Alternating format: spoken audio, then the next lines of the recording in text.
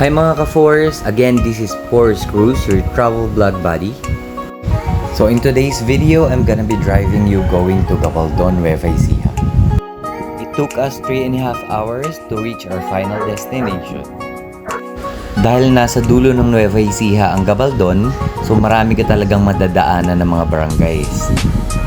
And finally, after a long drive, nakarating na rin kami sa famous bridge ng Gabaldon, Nueva Ecija.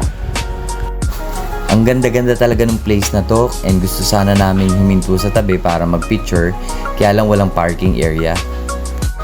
And under this bridge, dito sana kami mag-swimming and picnic, kaya lang during that time, merong quarry under the bridge kaya medyo malabo yung tubig, so naghanap kami ng ibang spot.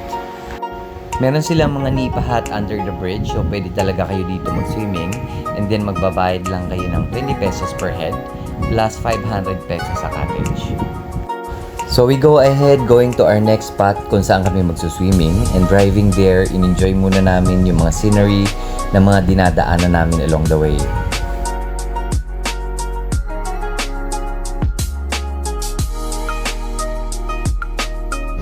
Nadaanan din namin dito yung Gabaldon Road na famous dito sa Gabaldon, Nueva Ecija na lagi nyo nakikita sa TikTok and Facebook.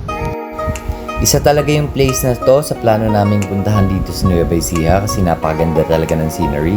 And since meron siyang parking place, so nagpark muna kami sa tabi para makapagpa-picture together.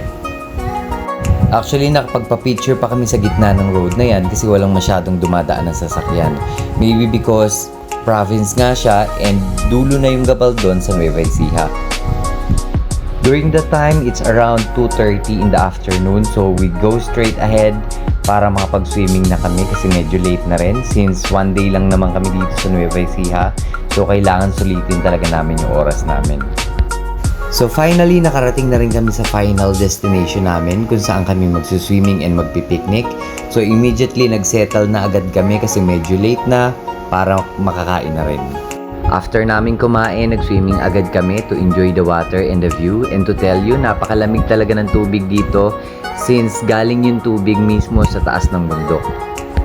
It's a running water, so may mga spot na malalakas talaga yung current, so hahanap ka lang ng spot kung saan ka lang pwedeng mag-swimming. After swimming, we had our few drinks and nag-pack up na din kami since dumidilim na yung place. Going home, naisipan pa naming dumaan sa Gapan City na part pa rin ng Nueva Ecija sa Little Vegan. So kung nakapunta na kayo ng Vegan City sa Ilocos, sa Calle Crisologo, doon inspired ang place na to. So there you have it mga ka-Force. Thank you for watching. Don't forget to like and subscribe.